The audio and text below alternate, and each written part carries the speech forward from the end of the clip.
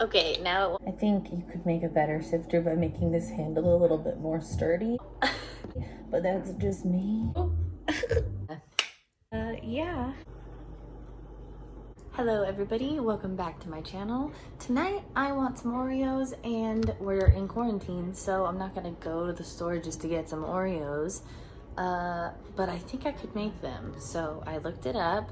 Tasty has a video and that's the one I'm gonna follow. I did watch BA's video as well. Claire obviously did an amazing job turning Oreos into like the gourmet version. Gourmet makes Oreos. So I'm not gonna do her version because it is way too like fancy for me and I don't have any of the same ingredients that she has anyway. However, the tasty one is only like a 1.5 minute long video, so that makes it easy for me to like follow along. And it seems pretty attainable. I don't know, I'm gonna just try it. So I figured I would film it and I will let you guys know how it goes. First, I need to gather my ingredients and then I will check back in with you guys and let you know what the first step is. You're gonna want 2 sticks of butter. This is a cup of butter. It has to be softened. If you don't have 2 sticks of butter just chilling at room temperature, like, you know, most people keep it in their fridge or only keep 1 stick out if anything, you just take it out of the fridge, put it in the microwave. I put the thing for 30 seconds. But then after 10 seconds, I stop it and I flip them upside down like this. And then I do another 10 seconds and then they're usually about ready. Sometimes it takes like another 5 seconds, but you have to be really careful because it'll melt like obviously really fast. So that's just a little trick on how to get your butter softened if you only keep it in the fridge and you want to make a recipe right now that calls for softened butter. Okay, then it wants a cup of sugar. The recipe calls for a cup of sugar. And then 2 teaspoons of salt. That's a lot of sugar and salt and butter, I know, okay. Okay, now it wants me to beat it, so I'm gonna do that off camera, but I'll show you what it looks like. It looks like pretty close to how theirs is, so now I gotta beat in 2 eggs, so let me grab my eggs. There are my 2 eggs, now I'm gonna beat those in, and then I'll let you guys know what it looks like. I'm sure it's gonna look pretty much the same, but I will still show you. It's creamy and whipped and bomb, so let me see what the next step is here. Okay, so they call for 2 cups of flour. Now they put it in a sifter, and I used to think this was really tedious, but I promise it actually makes a difference. It helps to break apart all the clumps. And if you're not new to baking, this is really common sense, but if you've never done any baking before, this can seem like, why would you do this? But it actually is really important because there's all those clumps. So all of our powder ingredients are gonna go through the sifter. We're gonna sift them through there and then blend it together. So that's 2 cups of flour. Call for dark cocoa powder. I don't have dark, I only have this kind. Oh, that's okay, accidents happen. This is what I have, so I'm gonna use this. They call for dark. I don't have dark, I just have this. So 1 1/4 cup of cocoa powder, dark if you have it. And then this is a 1/2 teaspoon of baking soda, good old Arm & Hammer. Okay, really? You gotta hit it with your hand.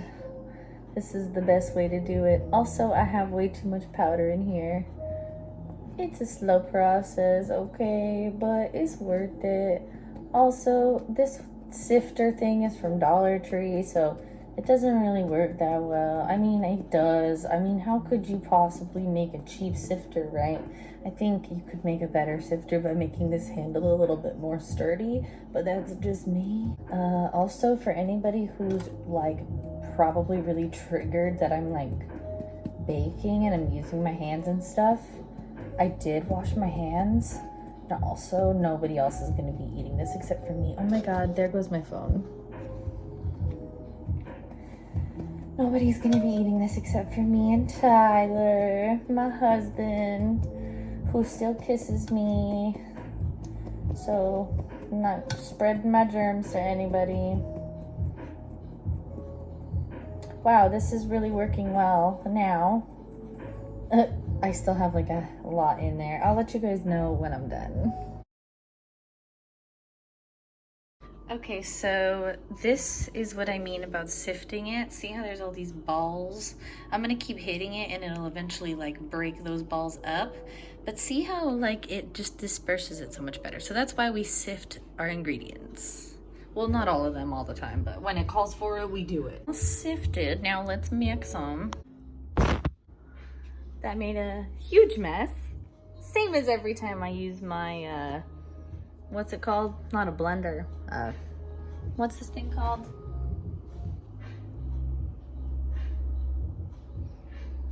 My electric hand mixer. It always explodes everything all over the place. Dude, look at me. Look at me. And literally I held a towel over it, but yeah. So I still need to scrape the sides, but I'm noticing that because it's not dark chocolate, it's gonna be a very light brown, which would be fine for taste, but I'm gonna add a little bit of black charcoal to make it a little darker. And I know that's like, why? But I just feel like I want them to be darker. I want them to look more like Oreos. Maybe it doesn't matter, but I'm just gonna do it. What's up, baby? What's up, my little princess Boochie? Say hi, family. What's up? Welcome to my crib. So I have this food grade activated charcoal. Look at it. It even says food grade. So I'm gonna add a little bit, okay? Really love this Anthony's brand. This is the brand, Anthony's. Sorry, my hand doesn't work. Anthony's activated charcoal. Please don't look under the bag. Quite the rule breaker, aren't you? We dig that. I'm not gonna add any more because I feel like it's already bitter.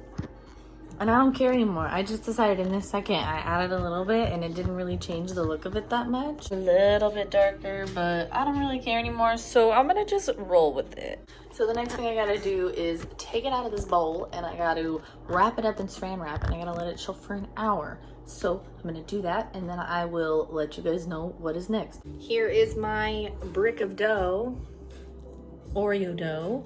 It is more fluffy and like loose than theirs. Theirs seems much tighter, but I think again, same as if you watch my cream puff recipe, I think it all goes back to the temperature of my house. It's like 77 in here right now. It just keeps getting warmer all the time.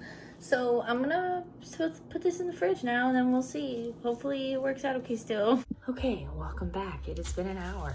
It is much more solid now. I have to roll it out and then I have to cut it into little cookie shapes and bake it. So I'm gonna do that and then I'll let you know what's next. It's getting later, so I'm gonna have to wrap this up like soon, but I'm gonna finish.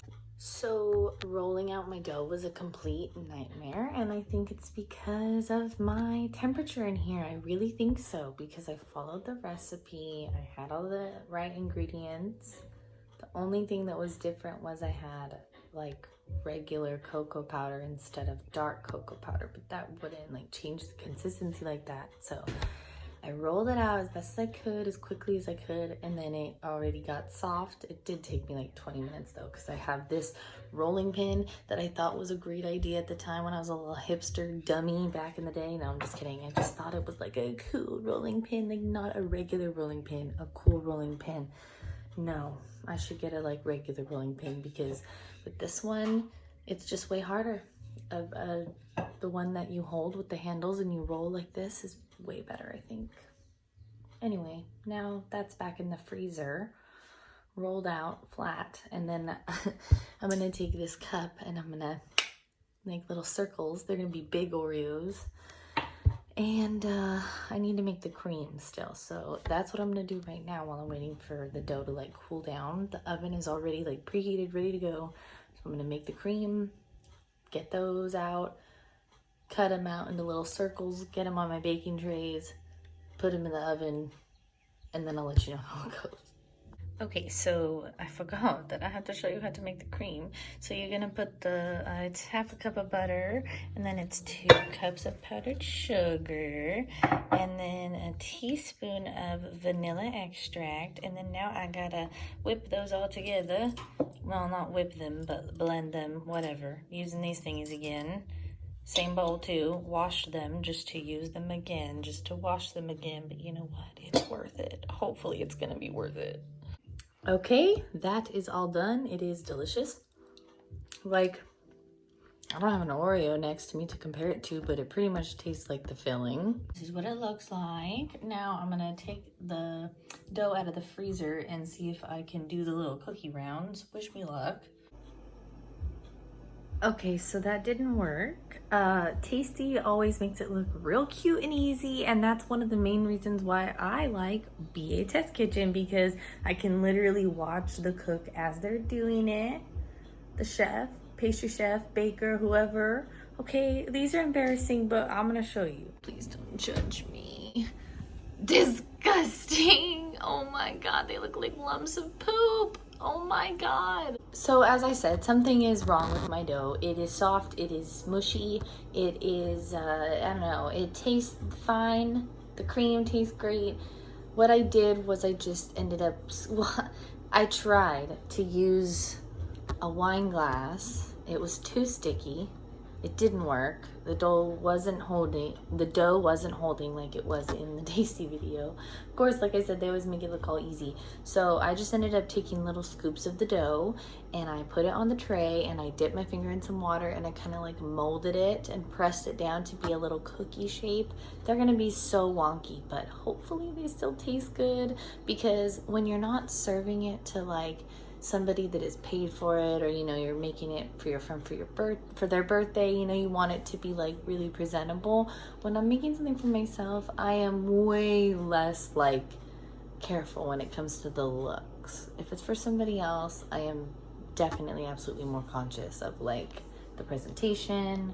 I always have my hair back, you know, but I haven't made anything for anybody in a while since all this started, the coronavirus stuff. Can't wait to be making stuff for people again, but until then I will just try to make Oreos at home. Okay, this is how they look. They're really puffy and sad and they're still kind of hot, but honestly they're probably gonna be fine. Once they cool down, I'll put some cream in the middle and sandwich them together and show you how it looks. Okay, here it is. It looks a little more like a macaroon than an Oreo, but smells kind of like an Oreo. I don't know. I'm gonna taste it. Let's see.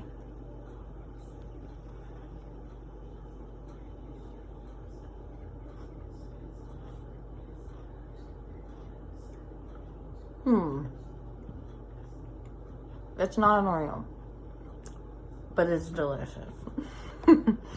So, I don't know. Did I make Oreos? No, absolutely not. But I made some delicious little desserts. Maybe one day I'll try Claire's recipe, because I bet hers is a million times better than friggin' Tasty's. I like BA way better than Tasty. I don't know if I mentioned that already. Sorry, I'm trying to smash my mouthful. Anyway, I'm gonna go now. Thank you for watching any of my videos. I'll see you next time. Hope you have a beautiful, wonderful, happy, safe day whenever you're watching this. Okay, bye.